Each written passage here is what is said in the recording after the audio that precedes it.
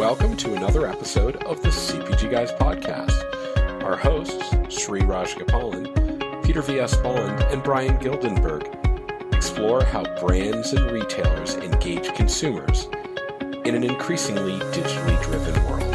And now, here are the CPG Guys. Hello and welcome to the CPG Guys podcast. I'm PVSB, and when I'm not co-hosting this podcast, along with my partners Sri and Brian, I work at Flywheel Digital, helping enterprise brands improve SEO and SEM, growing their e-commerce business. Along for our conversation today is a CPG guy in his very own right. He's the founder and CEO of Confluencer Commerce, managing director for North America at Retail Cities, and host of both the Gildenberg Omni-Comment video series found on the CPG Guys LinkedIn page and the Fast Forward podcast. Most importantly, he, like I, he's a dad. And I'm talking, of course, about my friend Brian Gildenberg. Hey, Brian, how you doing? What's going on? I'm doing all right, Peter. How you doing today? Well, you know, we're like a week away from pitchers and catchers. I'm already starting to plan my trip to see the Dodgers out at Chavez, and they're actually coming to Yankee Stadium this year. Can you believe that? Oh, that would be quite something for you and Sri, and I can hope that Yankee Stadium collapses into the into the East River while you're watching. So. Thank you. Now have the Red Sox already been mathematically eliminated from the playoffs at this point, Brian? We found that after not finishing last year, our best position was to go into the offseason and do nothing. It's a solid strategy. It's always nice to know when the team you root for is a source of free cash flow for the owner's other enterprises. That feels good. I love that. Brian, any public appearances you got coming up you want to plug? Well, let's see. Actually one, it won't be in person, but it will certainly be an appearance. Bizarre Voice, our friends at Bizarre Voice are hosting their customer summit, and I will be helping kick that off. I believe on March 5th and 6th, and I believe my portion is in the morning of March 5th. So they'll be talking to my good friend Doug Stratton about all things related to the new world of content and how to manage that. And we're going to talk about something called the new CPM, which is not cost per whatever, but the content penetration model. Cost per meal. Content. Oh, that's interesting. Okay. I've got a couple things coming up. One I'll really plug. I'm going to be speaking, and I know you're going to be there too. It's at the end of the month. Oh, ABCDEFGH. Yes, of course. We are going to Kalamazoo. I've got a guy in Kalamazoo, apparently. So I've got a guy in Kalamazoo. We're going to the Western Michigan Food Marketing Conference, and Brian and I will both be on stage not even at the same time. Not even at the same time, but balmy Kalamazoo in March. It's going to be. I'm bringing my sunscreen. I don't know about you, Brian, but it should be good. I would have thought you were going full speedo, but okay, just the sunscreen, cool. Whatever you. Yeah. Okay. Well. Okay. All right. I think we've taken this conversation to its natural conclusion. Let's move on. I think we've also ensured no one else is going to Kalamazoo. So. Yeah. Thank you again, as always, for joining Brian. Before we get to our guests, we want to ask you to help spread the word about this incredible community we've created in the CPG Guys. Beyond sharing our podcast with your friends and your colleagues, if you're using Apple Podcasts or Spotify as your preferred listening platform, here's what I'm going to ask you to do. Let me finish this sentence, then I'm going to ask you to pause and do it. So we need you to leave us a rating on the platform, because it helps feed the algorithm that makes us more findable by CPG retail people like you looking to be educated and entertained. So, and we don't want to tell you what to put in the review, but it rhymes with jive bars. What's your favorite number, Brian? Do you have a favorite number? Well, I mean, it's the number of golden rings in the song. Oh, it's like the Olympic rings, 5. So if you want to leave a 5, we like 5. It's our favorite number. Yeah. 5 is our favorite number. But seriously. There are 5 of us in the CPG Guys family with Melissa and Andrea. So there are. But then we have to add, then we got Jeff and we got Sean. Now it's 7. That number doesn't work. But anyhow, hit pause, go back to the app, find the scroll down in the podcast and click the star rating, and then leave us a review if you want to, and then come back and hit play and listen to this great episode. But we're also very happy that CPG Guys is part of what we consider to be an impressive collective of highly rated podcasts, including Brian's Fast Forward, CPG Scoop with Reese and Jennifer, and the FMCG Guys, the hottest podcast in all of EMEA. My God, Brian, Daniel has taken that thing to a new level. He is growing that business like crazy. As you would expect, nothing less from a Catalan impresario like Daniel. I would have expected nothing less. He is that. I can't wait for us to go see him in Barcelona again in June. But the FMCG Guys with Daniel, Frayne, and Christine. And finally, we're very incredibly proud of our allyship with Next Up, whose mission it is to advance the cause of women in business and promote gender equality in the workplace. Next Up is terrific educational and networking resources available to its members.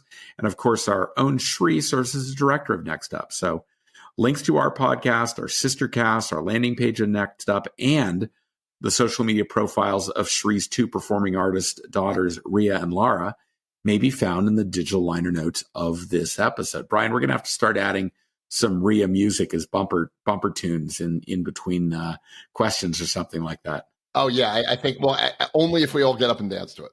I like that. So anyhow, please check out the digital liner notes of the podcast. We put so much content into our digital liner notes. Most people just say the guest this week is X. We have hyperlinks. We have copy. We talk about the questions we're asking. It's like a whole nother source of information. We may even forget to get to the guest altogether. So we sometimes do, like I'm doing right now. So why don't we get to our guest? Okay. We talk about retail media on this podcast so much. We've probably had 60 of our 350 episodes touch in part or in whole on retail media. But in all of those episodes, really, maybe one, I think the one we did at Shop Talk last year with our friend Andrew Lipsman, who at the time was at eMarketer talking about in-store retail media. Most of what we're talking about has been the e-commerce aspects of things, the online e-commerce digital side of omni-channel. But the question becomes, what about all these brick and mortar retailers, particularly some of these mid-market, regional, super regional retailers that may not have a full-scale retail media platform, or frankly, what makes them so successful in their market is their physical stores. How are they able to leverage retail media to both engage in-store shoppers and drive incremental conversion while monetizing the traffic that they have in their stores? Well, guess what? We're going to address that today. And we have a guest who's a subject matter expert in this area. The CPG Guys are partnering on this episode with Bridg, a division of Cardlytics. Joining us for today's conversation is the Chief Revenue Officer at Bridg. Please join me in welcoming Neil Murphy. Hey, Neil, how you doing? Welcome to the podcast. Hey, Peter. Thanks for having me on. I really appreciate it. I think I could probably speak for a half hour at least on just the Red Sox and Yankees. I'd be happy to talk about that as a diehard Met. Which side of that discussion do you come down on, Neil? I'm on your side, Brian. I'm a diehard Mets fan, so by default, I have to. The enemy of my enemy is my friend. Yeah, I grew up a Mets fan because I was a Red Sox fan. So yes, so we have a similar vibe. The '86 World Series didn't gut me the way it gutted most Red Sox fans. So Neil, I think you and I will have a date in May to go see a Mets game against the Dodgers out at Citi Field. I think we're going to have to do that. Would love that. Well, thanks for having me on. It was great running into you at CES. We had a little drive-by in the lobby of the area in anticipation of us recording this episode. So great to have you here. Wonderful meeting you in real life. Great to be on the podcast. So we appreciate you making time to obviously speak with us today about how retailers can leverage expanded and enriched first-party data insights to meaningfully understand and engage shoppers at retail while delivering on monetization and increased revenue opportunities. Before we get started with the questions we've prepared, why don't you share with us an overview of Bridg? Yeah, sure, Peter. Bridg is a market-leading data and audience platform that helps brick and mortar retailers significantly expand and enrich their first-party data, going beyond the limitations of traditional loyalty programs. For the past 12 or so years, leveraging AI and machine learning, we've built our identity graph. We actually identify the individuals behind every POS transaction for both loyalty and non-loyalty shoppers. So in essence, we expand the retailer's loyalty program to everyone who essentially uses a credit or debit card to purchase. From there, we create anonymous unified profiles with SKU level purchase data and attach over 140 demographic, geographic, or socioeconomic enriching attributes. This enables retailers and their CPG partners to significantly increase not only their knowledge of their customers, but it increases the addressable audience, which then leads to, enhanced shopper engagement, increased frequency and basket size. And in the case of retailers that are using us for retail media, it unlocks new revenue streams. That is absolutely fascinating. We're going to dig into that a lot more in our conversation. In the digital liner notes of this episode, along with all the other content I referred to earlier, we're going to include a link to Neil's LinkedIn profile, the Bridg LinkedIn page, as well as a link to the company website. So as you're listening to the melodious tones of our guest and us conversing today, just toggle over and do a little curious browsing and learn a little bit more about his background and what the company does. So I'm going to kick off our first formal question. Neil, why don't we dig into you before we kind of get to the actual topic at hand? I'd love to hear about some pivotal career moments for you that kind of poise you for this role. What's your background? What's your subject area expertise? Yeah. So thanks for the question. Yeah. So I started, I like to say I got my MBA at Walmart. So I started at walmart.com back in 2001. I was actually employee number 52, which makes me feel really old considering where they are today. But I started in merchandising with walmart.com and learned a lot about the business and working with different brands and hearing the challenges that they had.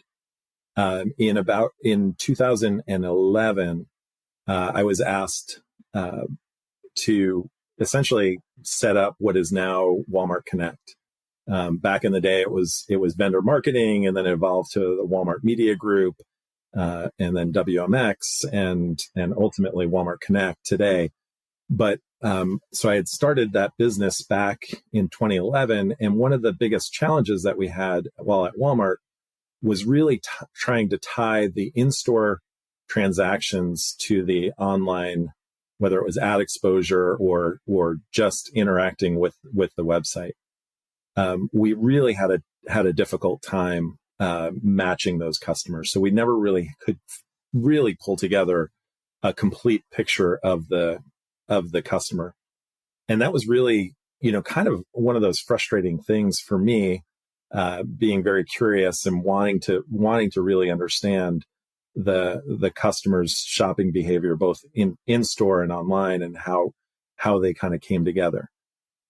So that continued for most of my time at Walmart, and I'm sure they've improved upon it to this day, but it was definitely a challenge. And then after Walmart, I left in 2017, and I started with Criteo in their newly formed retail media division at the time.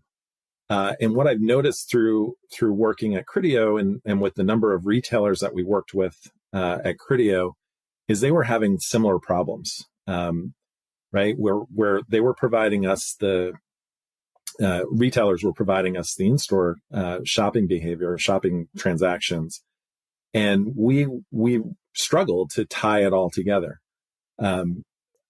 It just seemed to be a very similar story to what we had at Walmart, where it was really, really difficult to kind of piece together the in-store shopping behavior. And then one day I was talking to Chad Fox, who you probably know from the show, and I had asked him a few questions. He was a counterpart when I worked at Walmart. He was working in Bentonville. And I just asked him some questions, and he said, "Hey, I'm working with this company called Bridg, and I'm really, really impressed by them. They're helping us in a big way from a retail media perspective to help us identify non-loyalty in-store shoppers." And I was like, "That seems like a huge opportunity. That's what I've been asking about."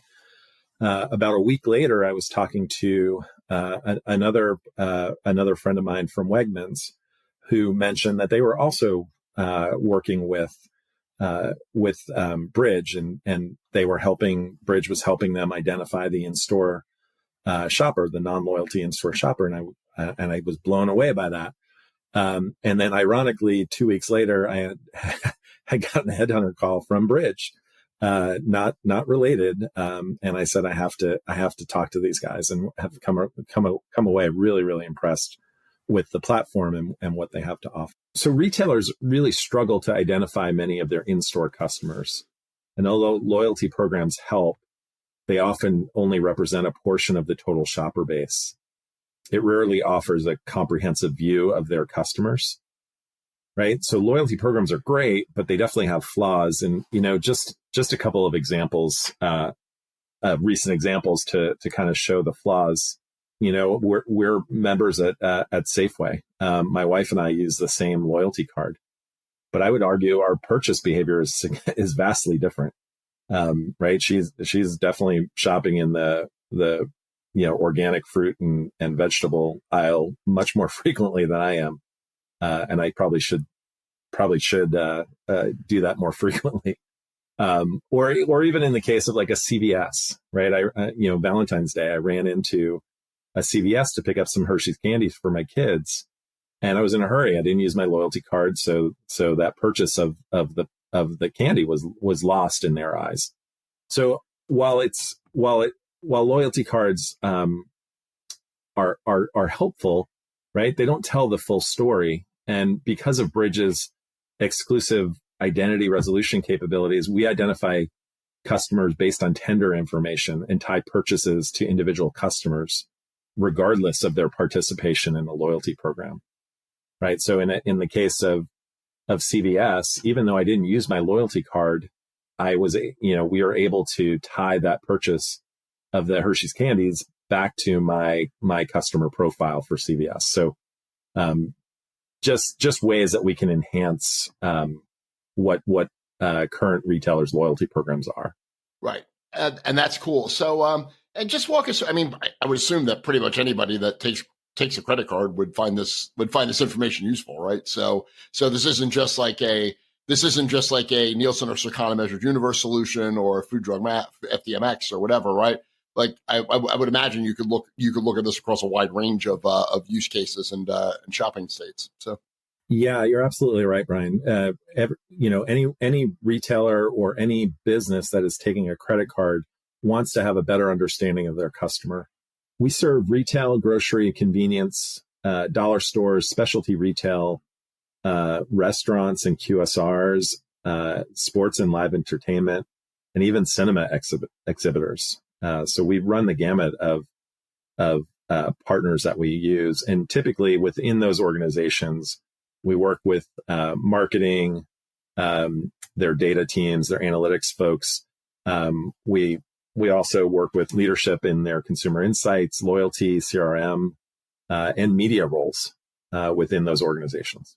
Well, and they're clearly using credit cards in the arena because no one has enough cash to buy anything in a sporting arena. So you need like a line of credit to go buy soda. But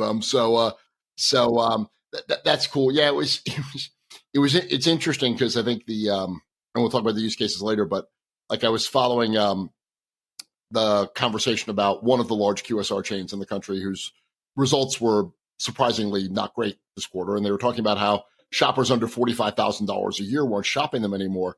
The amount of nonsense online about how they were deriving this information was really quite funny. It's like, oh my God, they're spying on, they're photographing your license plates and doing, it's like, well, no, they're doing what you just described, right? Like they're taking credit card data and attaching attributes to it and figuring it out. I didn't feel the need to weigh in on this topic, but it seemed like, and that's just an example, I think, of the kind of thing that obviously happens. And Neil, a quick follow on to Brian's question, like what is the kind of user archetype, the people at these companies, in what roles that are probably going to be interested in what Bridg could bring to their responsibilities? Yeah, I mean, we predominantly work with marketing folks and specifically in data and analytics. Right, every sophisticated retailer today is really pulling together their data and analytics team because they want to have a better view of their customers. So that's who we're working most closely with today. Okay, so this is really interesting to me because I've not seen this before. So my question then becomes: do you have any competition? What sets you apart from the perceived competition? You know, there's so many data platforms out there. I kind of think this is unique, but what do you think makes this unique? You know yourself a lot better than I do. Yeah, I mean, there's clearly competitors out there. What I think sets us apart, right, is we are our superpower is identifying the unknown shopper, right? That in-store shopper that is not a loyalty card holder. That's really our superpower, and we do that again, right? If we're able to get the transaction log, we can take the first 4, last 6 of a credit card, and then tie that back to all of the data that we've been collecting over the last 12 years as we've been building this to identify that user and then pass it back in an anonymized way. I mean, our solution was purpose built for brick and mortar retailers. We built it. It was our founder was a Google engineer, saw the opportunity, saw the challenges that retailers were having, particularly brick and mortar retailers, and built it specifically for retail. I think that's something that is very different from us versus our competition. I think that's the biggest difference. With us leveraging, right, the credit card data and having, one-to-one matching of our customers, we are also a deterministic solution versus a probabilistic solution. So think about a John Smith in, Manhattan. There might be 30 John Smiths in a zip code. Today, right, with our solution, we know exactly which John Smith it is. We tie the credit card information to an address that we're getting from data partners to, there's 80 different signals that we get to make sure and identify that this is John Smith, this specific John Smith we're targeting. I think others leverage a probabilistic manner, and right. So there again, in that instance where there might be 30 John Smiths in that zip code, it's really kind of comes down to a guess. You might get it down to, hey, we pared it down from 30 to 10, and we know it's one of these 10, but it's still a little bit of a crapshoot there that I think is our differentiating point. And when you go to work with these retailers, do you replace their existing CDP, their customer data platform, as something where they're ripping and replacing, or how does that work? Yeah. So, we're pretty flexible in our working behaviors. We know that many of our retail partners already have an existing CDP, and they might be good at identifying loyalty users. Where we would come in and then be additive to them is identifying the non-loyalty, the unknown shoppers, right? And that's where we're working with several retailers where we're just additive to their existing CDP. In some cases, they don't have one. and then we become, we solve that challenge for them. Let me remind our audience that Brian and I are speaking today with Neil Murphy, he's the Chief Revenue Officer at Bridg. Brian, question for you. Sure. I have about 100 questions, but I'll try not to ask all of them. I think this ecosystem's always been interesting to me. My background, because we haven't really encountered each other much before. I grew up at Kantar for years, so the Shopcom data asset that we had was leveraging data that was similar to this, though nowhere near as robust or as interesting a solution for a whole bunch of reasons. I'm familiar with the ecosystem a bit, and I do think there's obviously enormous power to some of this, and you were starting to talk a little bit about this when you were talking about the solving for the unknown shopper and all that sort of stuff. Can you talk a little bit more about some of the more specific use cases? How are clients really using this data today? How are they using it? And in particular, how are they using it in partnership with, not as a replacement for, their existing CDP or first-party data assets? We worked with a very large DIY retailer who, is leveraging us to identify their customers and really understand and create cohorts so they have a better view of their customer. One of the challenges that they had is they said, hey, we want to know, anyone that's, potentially doing a remodel. We'd love to be able to really market to them. We worked with one of our data partners who was able to get us access to every permit that is pulled at the address level. We match that address back to our identity graph, and we're able to create an anonymized audience for them to pass back. And by doing so, they're able to identify everyone in the U.S. that has pulled a permit for remodel and be able to have particular ads targeted to them. And could they get to a point where they can measure share of pulled permit, like what percentage of people that pulled a permit that year actually then went and shopped in their store? That seems like it. Yeah, absolutely. Yeah. There's so many. That's really freaking cool. I'm more blown away that I didn't know I needed to have a permit to build that addition to the house. Am I in trouble? Now, Peter, it's all fine. The town of Guilford, Connecticut's not particular at all about what you do to houses. Serenity now, anyhow, but continue. Yeah. The other thing that we're doing, and I'll kind of tease this for a future podcast, but we're also leveraging the data to create a retail media network. And I know you're going to say, "Wow, another retail media network." All right, that's just what the world needs. Great. It was like my lawn years ago. Good, you created another dandelion. But if you can deliver scale. If you can deliver scale, then you know what? That's the kind of other retail media network this world does need. Yes. Yeah. And that's exactly what we're doing. So the retail media network that we're building, that we've built, it's unique in a big way. What we've found is, as a brand, you're really not investing retail media dollars or budgets to invest with the Schnucks or the Wegmans or the Giant Eagles of the world, right? They just don't have a big enough audience to really. It's just not worth their time and investment today, right? They're spending their focus on Walmarts and Albertsons and Krogers of the world. Scale. They're going where the scale is. Yeah, the scale. So what we've done is we've created essentially a network. So Schnucks and Wegmans and Giant Eagle and several other regional grocers are now pumping their first-party data into Bridg, and we call it Ripple as our retail media network.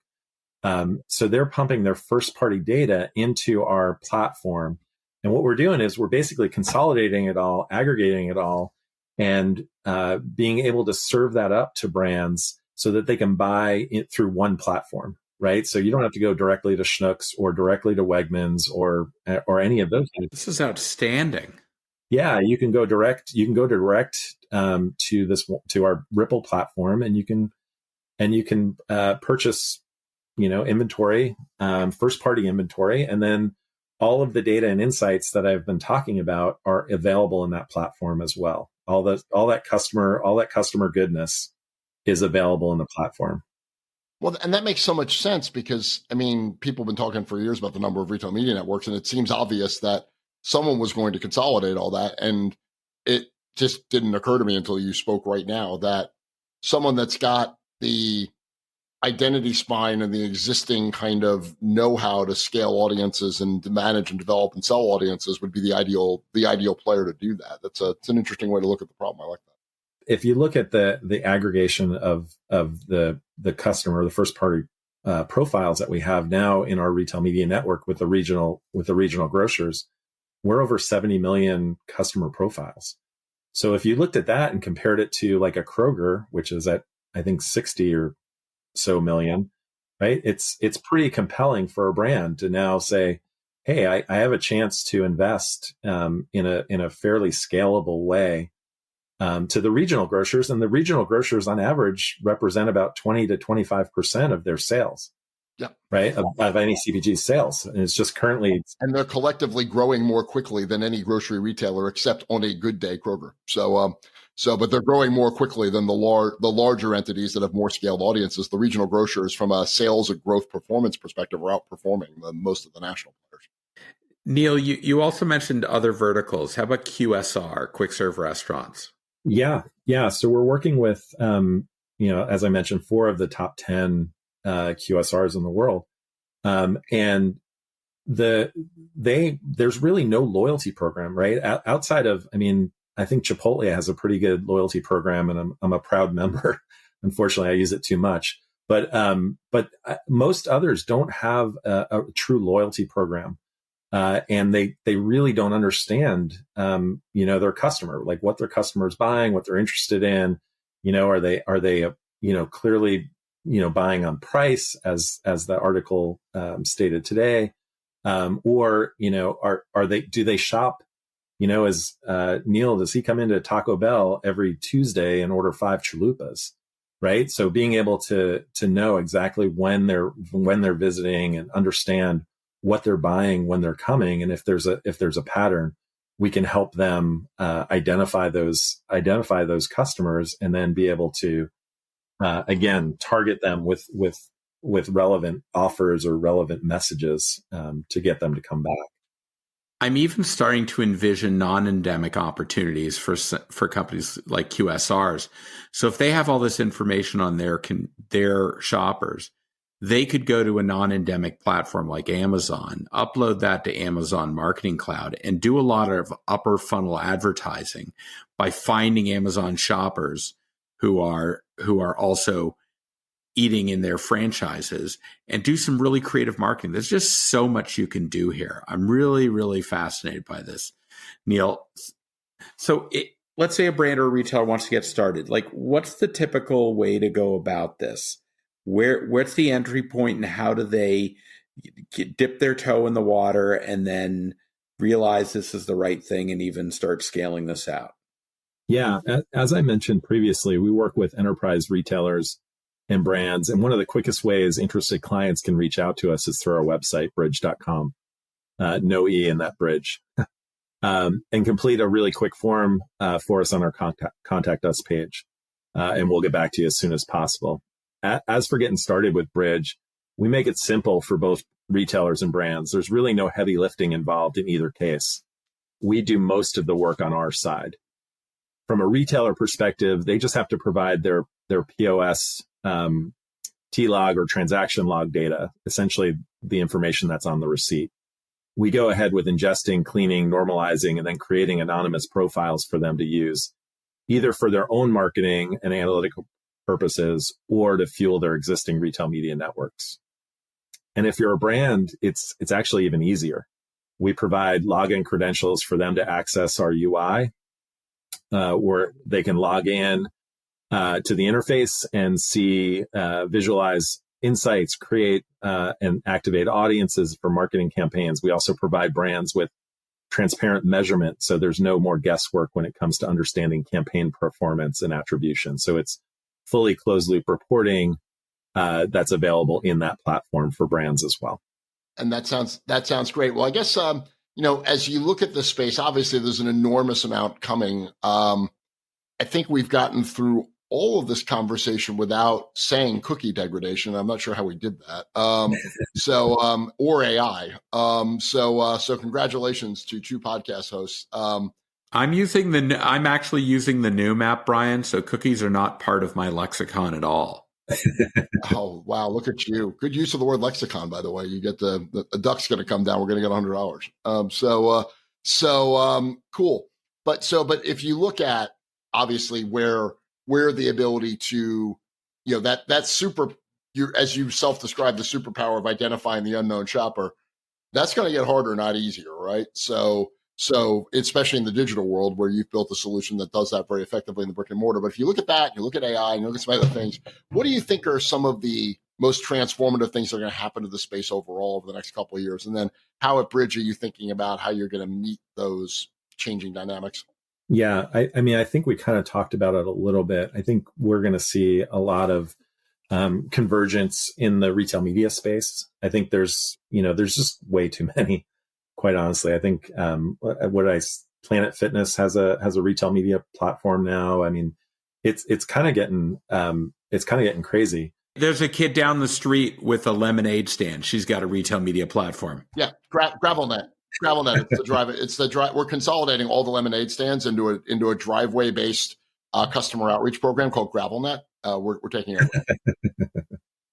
Yeah. So I do think we're going to see a lot more convergence of the retail media networks, right? We, at the end of the day, from a retailer perspective, and they've grown in experience and knowledge over the years, but I think ultimately a retailer is responsible and focused on product price and in stocks for their customer base, right? They're not necessarily media moguls. They're getting smarter about it, but they're not quite there yet. I do think that they're going to have to work together to make it easier for those brands and those agencies that are investing the dollars, right? I used to joke that, at Walmart and Criteo that we were at the mercy of the 25-year-old media planner, right? Who's allocating the budgets. And how do you make it as easy as possible for those guys to do their jobs, right? They're definitely overworked. They're underpaid, and right, they have a lot on their plates. And how do you make it as easy as possible for those guys and gals to ultimately do their job effectively? And it's not, logging into 125 different RMNs. It's going to be, we need less than 10, less than 5 probably.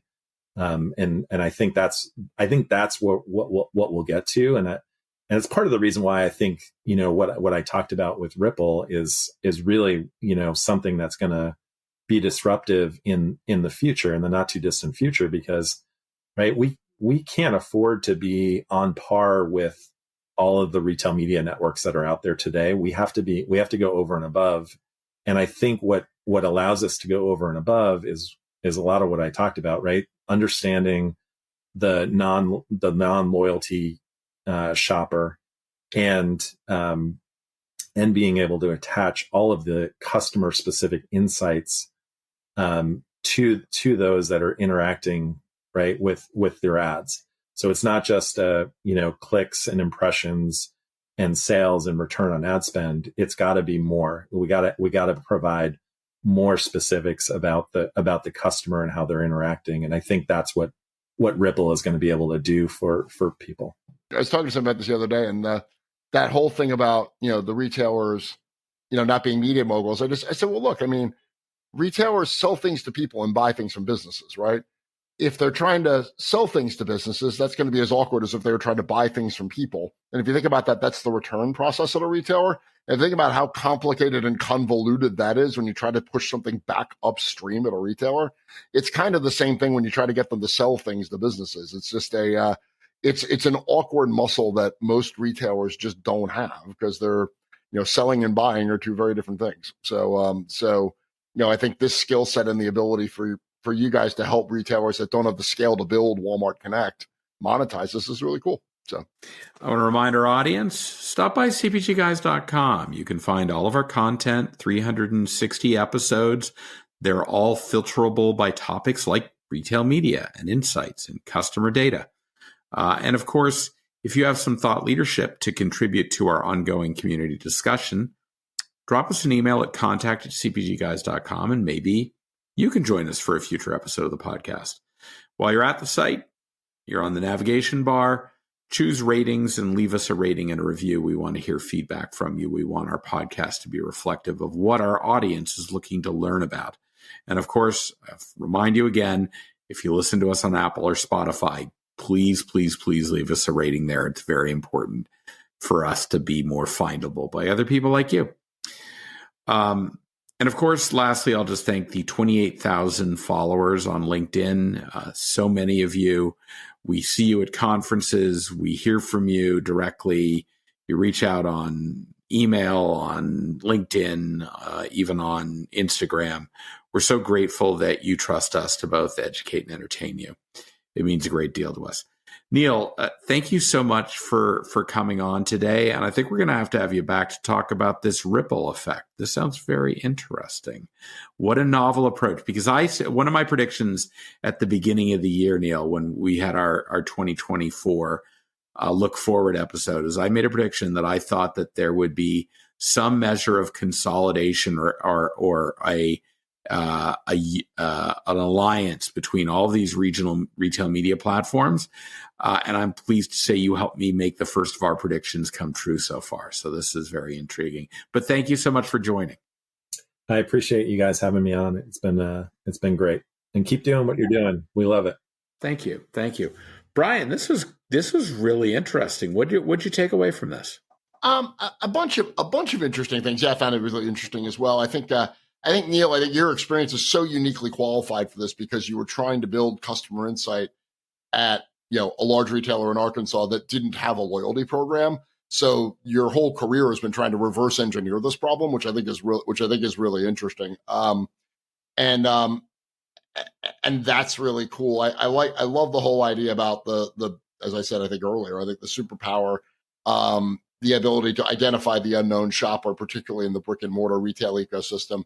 Look, I don't know why it took Andrew Lipsman to point out that more people go into a Walmart store than go to Walmart.com, but God bless him for putting a chart together. But I think we all kind of knew that, particularly those of you that work at Walmart, and the ability to this is all evolving towards the ability to observe in-store behavior, record it, measure it with the same almost level of precision that you can measure a digital transaction.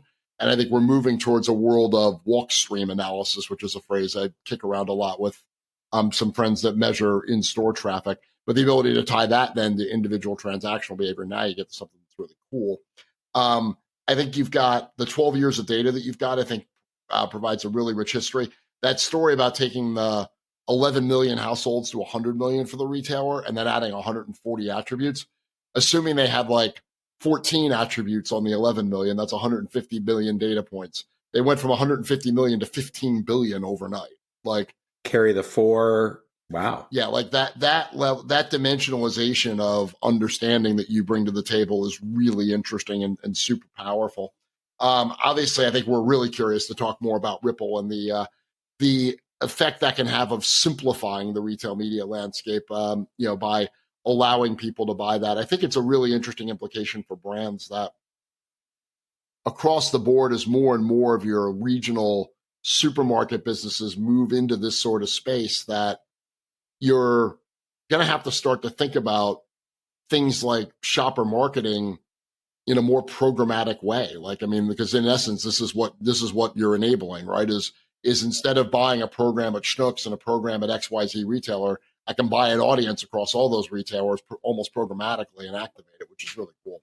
I think really excited to keep talking about how you guys are powering this convergence. This is cool stuff. So thanks for making the time.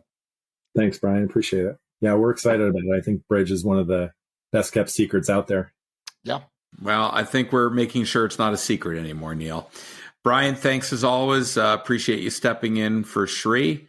And to our audience, we're so greatly appreciative that you take time to listen to us jawbone around this industry that we so love.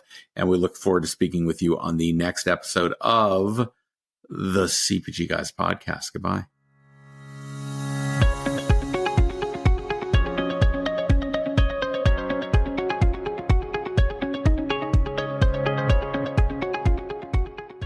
The content in this podcast episode is provided for general informational purposes only. By listening to our episode, you understand that no information contained in this episode should be construed as advice from CPG Guys LLC or the individual author, hosts, or guests, nor is it intended to be a substitute for research on any subject matter. Reference to any specific product or entity does not constitute an endorsement or recommendation by CPG Guys LLC.